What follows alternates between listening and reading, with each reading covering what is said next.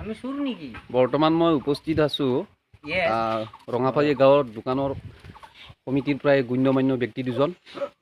এজনৰ নাম হ'ল বিপু আৰু এখেতে হ'ল এটা সময়ৰ ডন ওৰফে সুবোধ দাস। এতিয়া আমি সুবোধ দাসক আমাৰ ৰঙাপাৰী চক কমিটিৰ তৰফৰ আচ্ছা দাস, আপুনি আমাৰ চকৰ উন্নয়নৰ বাবে কি ক'ব? এই চকৰ সদ্য ৰাইজ, মই আপোনালোকৰ আশীৰ্বাদত একো ডাঙৰ মানুহ নহয়, কিন্তু তথাপিও যিহেতুকে আমাৰ বাবুই কলাক মই দুই এষাৰ কম বুলি আশা কৰিছোঁ।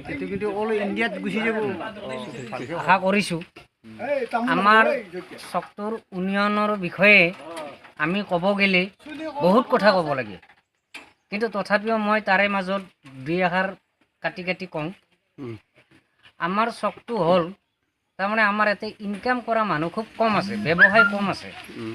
ব্যৱসায় কৰা য'ত বেছিকৈ থাকে তাতে চকৰ উন্নয়নটো অকণমান বেছিকৈ বাঢ়ে। ধন্যবাদ। তাৰে পিছত আমি ইয়াত তাৰমানে একো ব্যৱসায় নাই বা ইণ্ডাষ্ট্ৰী নাই। এনেই কিছুমানে চাকৰি কৰে, চাকৰি কৰাৰ ভিতৰত গধূলি আহে, কিছুমানে নাহে। গতিকে সেইকাৰণে আমাৰ চকটো উন্নয়ন হ'ব পৰা নাই। ধন্যবাদ, উন্নতি হ'ব। নমস্কাৰ।